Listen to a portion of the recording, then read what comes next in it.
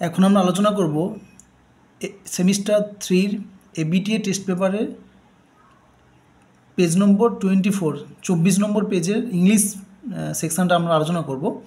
তো দেখো এখানে ফার্স্ট কোশ্চেন তোমাদের দিয়েছে the author of the night ট্রেনের দেউলি ইজ। তো নাইট ট্রেনের দেউলির যে গল্পের লেখকের নাম কি দিয়েছে এখানে? ডিএটা সঠিক উত্তর হবে তোমাদের রাস্কিন বন্ড। তোমরা প্রত্যেকটা পোয়েম এবং মানে প্রোজের কবির নাম এবং লেখকের নাম অবশ্যই দেখে যাবে, এটা খুব ইম্পর্টেন্ট, এবং কোথা থেকে নিয়েছে, ঠিক আছে। Kalam's remembers his father starting his day at. কালামের মনে আছে তার বাবা তার দিন শুরু করতো, এটা সহজ, একদম সহজ, এটা হলো অ্যাট 4 AM, মানে একটা সঠিক উত্তর। Next, what did the girl in the story the night ট্রেনের দেউলি ওয়ার্স অন হার ফিট। সে কী পরেছিল তার পায়ে, সেটা হলো একটা হচ্ছে বলছে only socks and shoes, nothing only shoes. এখানে অ্যাকচুয়ালি সে কিছুই পরেছিল না, নো সক্স নো শুজ, তো কিছুই পরে, মোজা বা জুতো কিছুই পরা ছিল, নাথিং, তাই এটা হলো সিএটা সঠিক উত্তর, ঠিক আছে। এরপরে চলো নেক্সট কোশ্চেনে, at dash the prisoner was ডেস্টিন to receive his freedom. তো এটা হচ্ছে এখানে কটা অপশান দিয়েছে, ঠিক কখন প্রিজনার্সটা তার স্বাধীনতা পাবে, ঠিক টাইমটা উল্লেখ করতে বলেছে। এখানে হচ্ছে 3 o'clock, 5 o'clock, 12 o'clock, 6 o'clock। আমরা জানি যে ঠিক দুপুর 12টার সময় সে স্বাধীন হওয়ার কথা ছিল তার, ঠিক আছে। এটা হলো 12 o'clock answer. Next question, rearrange the following sentence. Rearrange মানে স্টেপ বাই স্টেপ তোমাকে সাজাতে হবে, ঠিক আছে।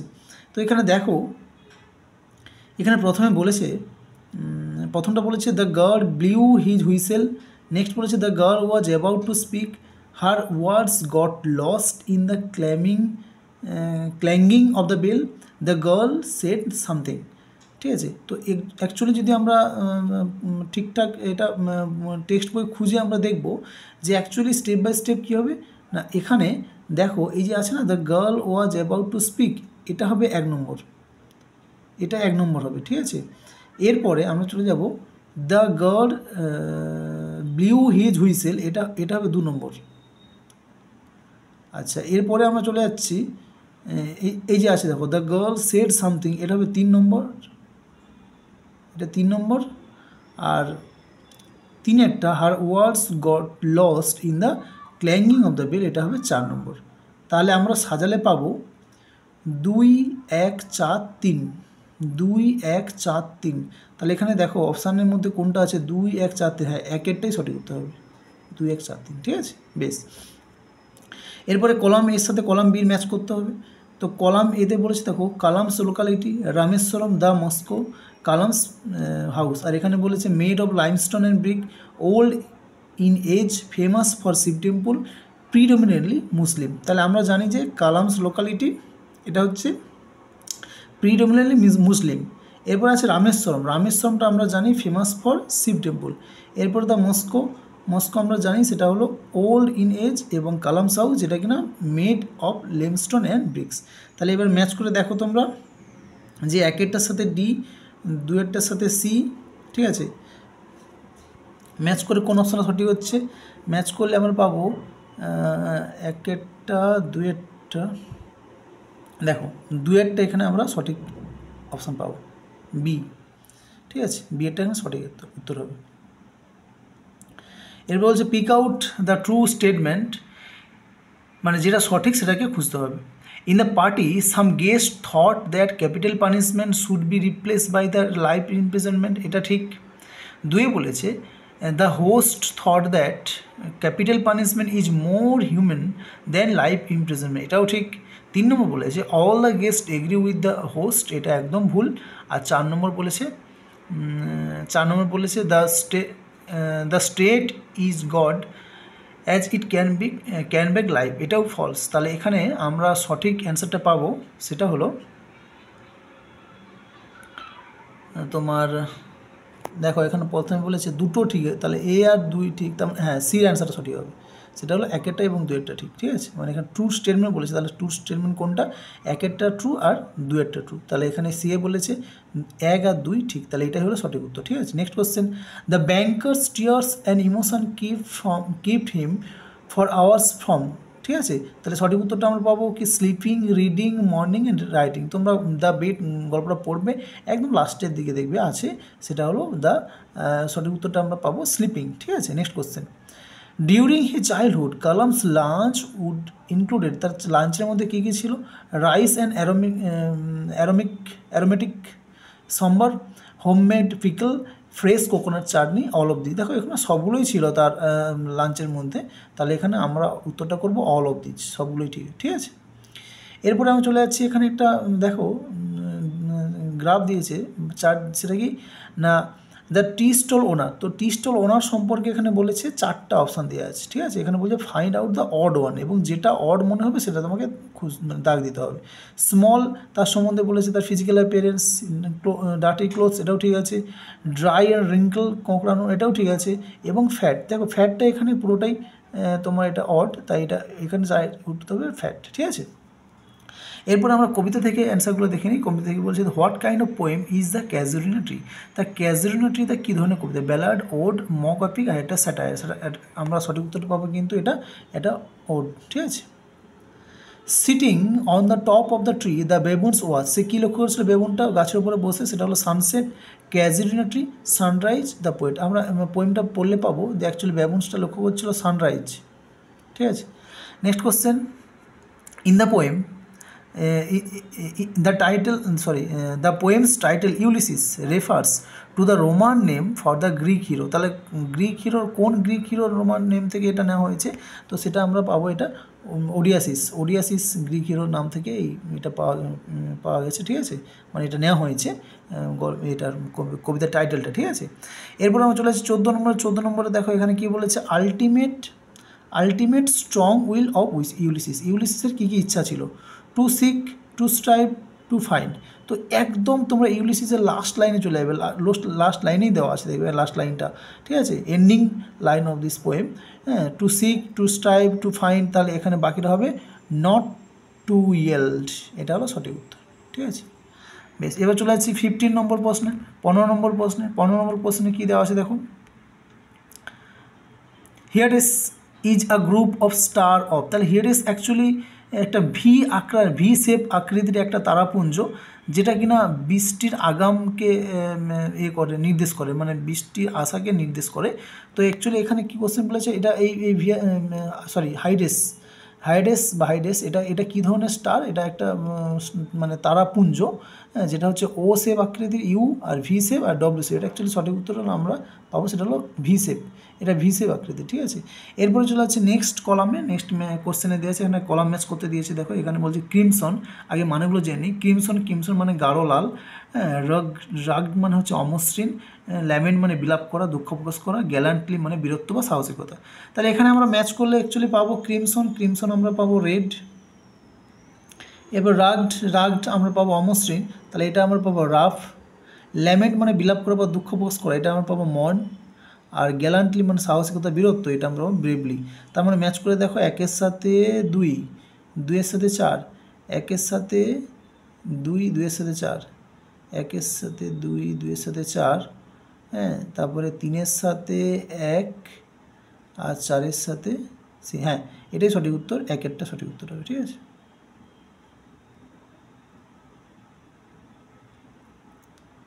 বেশ, এরপরে আমরা চলে যাচ্ছি নেক্সট কোশ্চেন। দেখো এখানে নেক্সট কোশ্চেন বলেছে যে ক্যাজুরিনা ট্রি সম্পর্কে বলেছে। দেখো কি বলেছে না, হিউজ কিপার্স, হ্যাঁ, 2-তে বলেছে গ্রে বেবুনস, 3-এ বলেছে বীজ, আর 3-এ বলেছে কেসমেন্ট, আর 4-এ বলেছে বীজ। অ্যাকচুয়ালি কেসমেন্ট মানে হচ্ছে জানালার পাল্লা। হ্যাঁ, তো এখানে দেখো প্রত্যেকটা ট্রিজ রিলেটেড বলেছে, বীজ, বেবুনস আর হিউজ ক্রিপার, কিন্তু সিজমেন্ট জানালার পাল্লা এটা অড।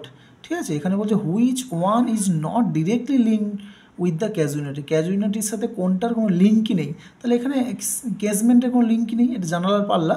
তো এখানে সঠিক উত্তরটা আমরা পাবো সিএরটা। ঠিক আছে,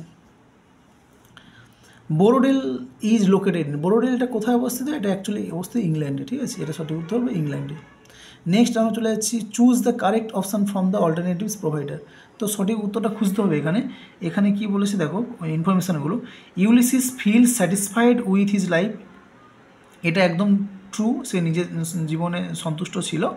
এবং এরপর নেক্সট বলেছে যে Ulysses believe life is meaningless, সে বিশ্বাস করতো যে জীবনটা মূল্যহীন।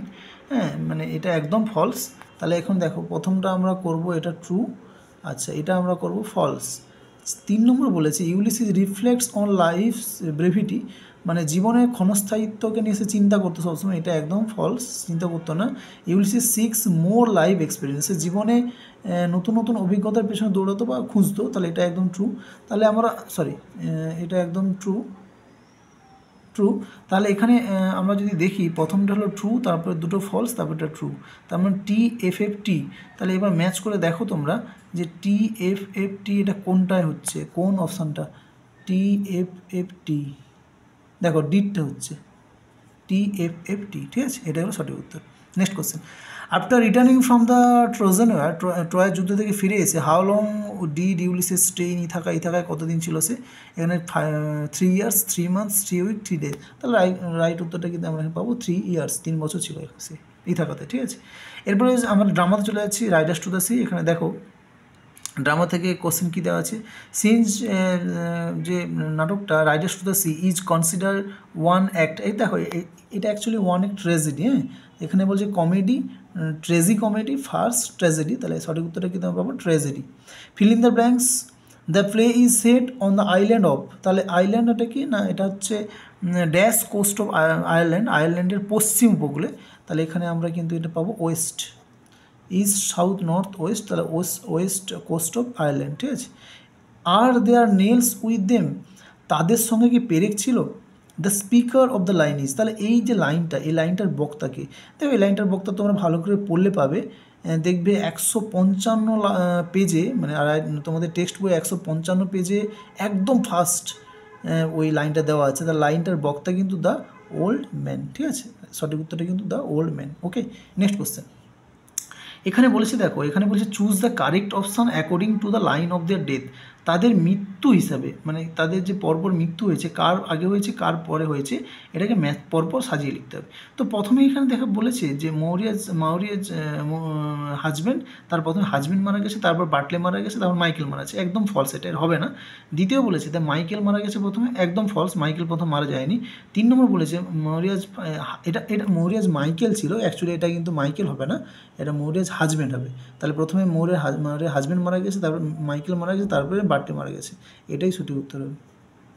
আর ডিতে বলেছে বাটলে মারা গেছে, মাইকেল মারা গেছে, মৌরের হাজব্যান্ড মারা গেছে, এটা হবে না, ঠিক আছে। প্রথমে মৌরের হাজব্যান্ড মারা গেছিলো, তারপরে আমরা জানি গল্পের শুরু হওয়ার আগেই মাইকেল মারা গেছে, হ্যাঁ, তারপরে লাস্টে কিন্তু গল্পের শেষে বাটলে মারা গেছে, তার সিটটা সঠিক উত্তর হবে। নেক্সট কোশ্চেন কী আছে, when is the day of Samhain, এটা এই যে সামাইন ডেটা, এটা কবে অনুষ্ঠিত হয়? এটা নভেম্বরের 30 তারিখে, অক্টোবরের 31, নভেম্বরের 1 আর নভেম্বরের 2। তো অ্যাকচুয়ালি আমরা এটা জানি সামাইনটা পুরোটাই হচ্ছে নভেম্বরের 1, মানে 1 নভেম্বর, এটা সঠিক উত্তর, ঠিক আছে। হ্যাঁ, সঠিক উত্তর 1 নভেম্বরের 1, এটা একটা বিশেষ উৎসব আয়ারল্যান্ডের, ঠিক আছে। আচ্ছা, এরপরে চলে যাচ্ছি আমরা টেক্সচুয়াল গ্রামারে। টেক্সচুয়াল গ্রামারে এখানে কী কী দেওয়া আছে দেখো, I felt a thrill, it was unexpected, এটাকে বলছে সিম্পল সেন্টেন্স জয়েন করতে। দেখো এখানে ফার্স্ট অপশান দিয়েছে I felt a thrill that was, দেখো দ্যাট ওয়াজ আনএক্সপেক্টেড হয় না, I felt a thrill and it was unexpected, এটা হবে না, বিকজ এটা কম্পাউন্ড সেন্টেন্সে আছে। 3 নম্বর বলেছে I felt an unexpected thrill, এটাই সঠিক উত্তর। আর 4 নম্বর বলেছে I felt as it was unexpected, হবে না, তো এখানে সি এর উত্তরটাই সঠিক হবে, ঠিক আছে। নেক্সট বলেছে দেখো, the banker said to the lawyer I am sorry for you, এটা ন্যারেশন চেঞ্জ করতে বলেছে। তাহলে আমরা ন্যারেশন যদি করি হবে এটা এভাবে, the banker said told the lawyer that, যেহেতু এখানে আই আছে তাহলে হি এম প্রেজেন্ট টেন্সে আছে, তাহলে এটা পাস্টে করলে হবে হি ওয়াজ সরি ফর হিম। তাহলে দেখো এখানে উত্তরটা আমরা যদি পাই, একে হবে the banker told the lawyer that he is, একদম ভুল, ইজ হবে না এখানে। Banker told the lawyer that he had been, হবে না, হি হ্যাড বিন এখানে। 3 নম্বর সিতে কী বলেছে দেখে নিই একবার, 3 number the banker told the lawyer that I was sorry for you, দেখো এটা পুরোটাই ঠিক ছিল, কিন্তু ইউ দিয়ে দিয়েছে এখানে, ইউটা এখানে অ্যাকচুয়ালি হবে না। 4টা বলেছে the banker told the lawyer that he was sorry for him, this is the right answer, এটাই হবে উত্তর, হ্যাঁ, যে সরি ফর হিম, ঠিক আছে। আচ্ছা নেক্সট কোশ্চেন কী বলেছে, correct the error of the following sentence, নিচের সেন্টেন্সটাতে একটা ভুল আছে, ঠিক করতে হবে। I asked my father about the relevance of prayer, তো এটা আমরা জানি যে স্ট্রং রুট থেকে নেওয়া হয়েছে, তো অ্যাকচুয়ালি এখানে ভুলটা হচ্ছে এই রেলিভেন্ট, এটা হবে না, এটা রেলিভ্যান্স হবে, ঠিক আছে, এটা রেলিভ্যান্স হবে। যেখানে কী আছে, 1 নম্বরে বলেছে I asked my father about the relevant of prayer, এটা হবে না। I asked my father about the relevantly of prayer, এটা হবে না। I asked my father about the relevance of prayer, this is the right answer, সেটটা, ঠিক আছে, relevance of prayer. আর 4টা বলেছে I asked my father about the relevancy of prayer, ছাড়ো, বাদ দাও। নেক্সট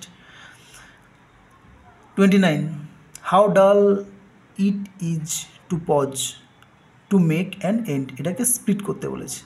আচ্ছা প্রথমে বলেছে দেখো, how dull it is to pause comma to make an end, এটা ঠিকই ছিল, কিন্তু এখানে কমাটা অ্যাকচুয়ালি আসবে না, ঠিক আছে, এখানে ফুল স্টপ হবে, ওটা একটা সেন্টেন্স হবে, টিটা বড় হাতে দিয়ে এটা আরেকটা সেন্টেন্স হবে, কিন্তু পরেরটা দিকে কী দিয়েছে, ইট ইজ ডাল ইট ইজ টু পজ, এটা ছাড়ো, এটা হবে না।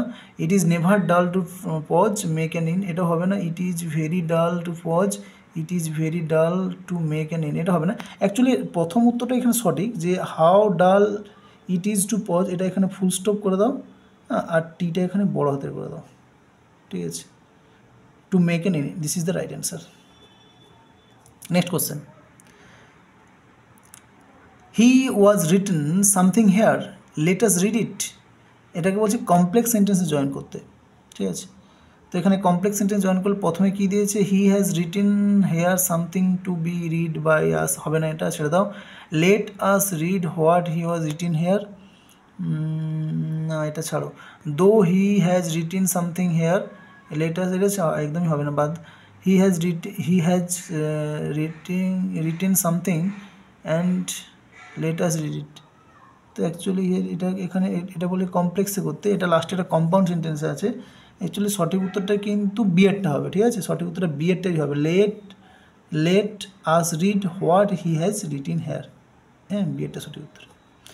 বেশ, এরপরে চলে আনসিন প্যাসেজ, তোমরা আনসিন প্যাসেজটা একটু ভালো করে পড়বে, আনসিন প্যাসেজটা খুব সুন্দর একটা আনসিন প্যাসেজ দেওয়া আছে, একদম ছোটো আনসিন প্যাসেজ, ঠিক আছে, তোমরা পড়বে, আমি আগে থেকে আনসিনটার কোশ্চেনগুলো খুঁজে রেখে দিয়েছি তোমাদের জন্য, তো চলো আমি আলোচনা করে নিই। এখানে প্রথম কোশ্চেন বলেছে দেখো, according to the passage the old man had a defect in his eyes, legs, ears and head, actually সঠিক উত্তরটা লেগস, আমি রেফারেন্স বলেছি দেখো এখানে একদম প্রথম লাইনে দেখো, there is an old Persian story of an aged man lame, lame মানে খোঁড়া, তাহলে লেগ রিলেটেড, তাহলে সঠিক উত্তরটা হবে এখানে লেগ, ঠিক আছে।